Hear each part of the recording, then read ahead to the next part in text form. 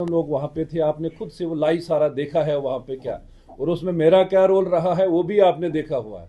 उन्होंने क्या कुछ नाटक वहाँ पे किया है जो अगर कोई दूसरा करता तो फिर भी हम वो कहते हैं कि ठीक है भाई, आप एक महिला को ऐसा शोभा नहीं देता है जो कल वहाँ पे हरकत की है।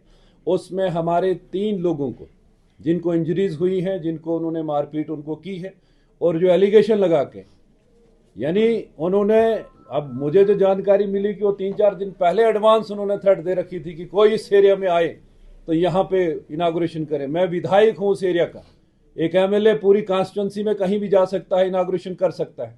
हमें उससे दिक्कत नहीं थी कि वो आए, आप बैठे साथ में करें जो भी करना है, लेकिन आप मैन हैंडलिंग करें, हाथापाई करें। और इसमें कहीं ना कहीं सिक्योरिटी लैप्सेस भी हैं कि यहाँ की एडमिनिस्ट्रेशन, खासकर पुलिस एडमिनिस्ट्रेशन, उनकी ये ड्यूटी थी कि अगर वहाँ पे एक एमएलए वहाँ पे गया है, वहाँ पे अगर डिस्ट्रिक्ट का काउंसिल का चेयरमैन है, वाइस चेयरमैन वहाँ पर है, तो वहाँ पे सिक्योरिटी का कोई ऐसा अरेंजमेंट नहीं था, सिक्योरिटी लैप्सेस थे। और वो जानबूझ के, अब आप देखें कि फ्रस्ट्रेशन का लेवल कितना है।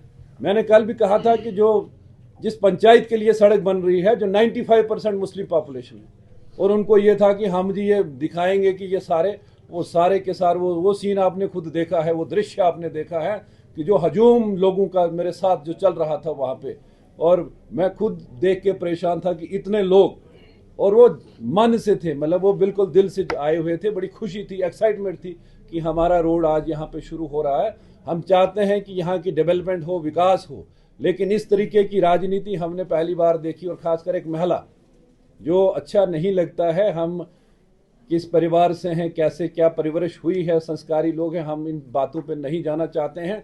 और अगर कल जो नाटक उन्होंने वहां पे किया, बड़ा अनफॉर्चुनेट है।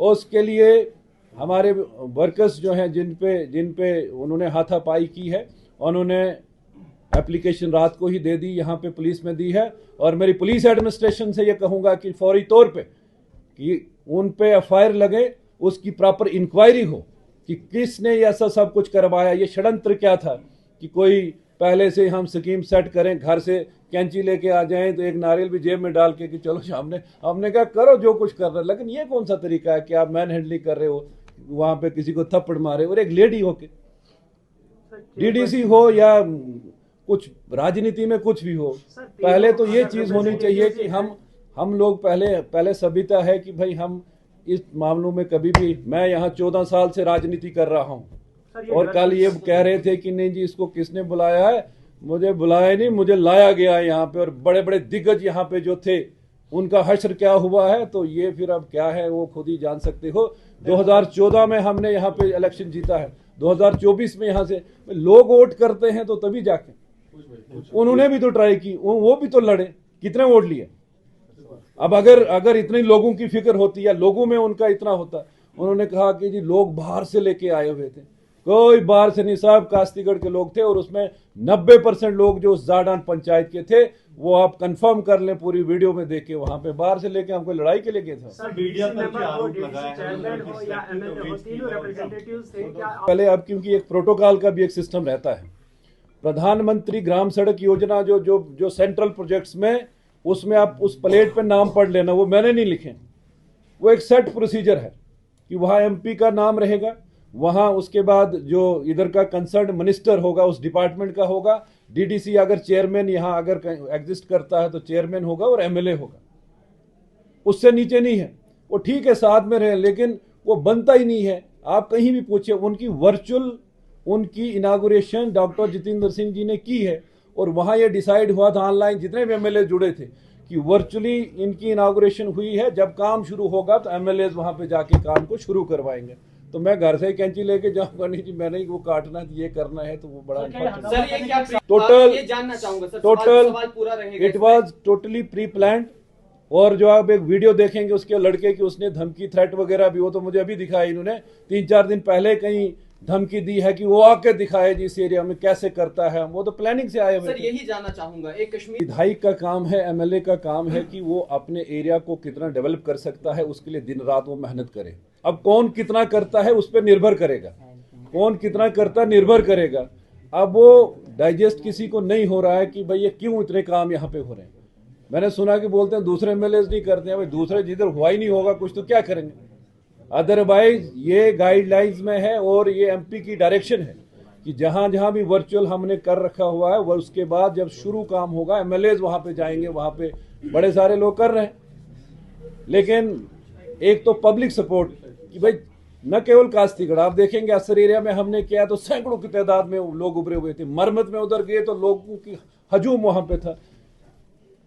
देसपुर में मैं था, वहां खुद देखो। और कल कास्तीगढ़ में मुझे किसी, अब नाम नहीं लूंगा, किसी लीडर का फोन आया, कहते यार मुझे एक बात बताओ कि लोग कहां से आते हैं इतने, हमें तो 10-10 लोग भी नहीं जुड़ते हैं, तो ये इतने हजारों में लोग कैसे आते हैं। मैंने कहा अब ये उनसे पूछ ले। हमारा के लोगों ने हम पे भरोसा किया है, विश्वास किया है।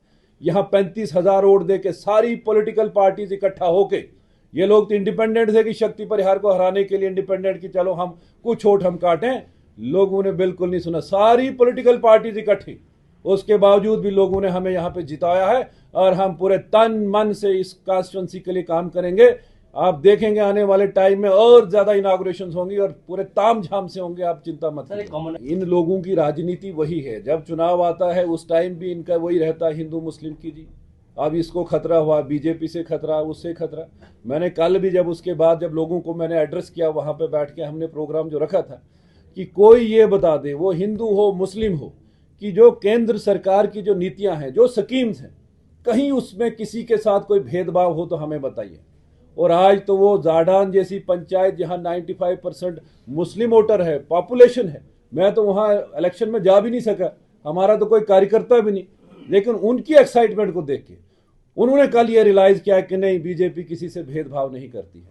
अब वो इनसे बर्दाश्त नहीं कि भाई जो हमारा। बच्चों का भविष्य सिर्फ किताबों से नहीं बल्कि सही माहौल, सही मार्गदर्शन और सही शिक्षा से बनता है। MV international school affiliated to CBSE nursery से 12वीं तक, जहां पढ़ाई सिर्फ बोझ नहीं बल्कि एक आनंद है।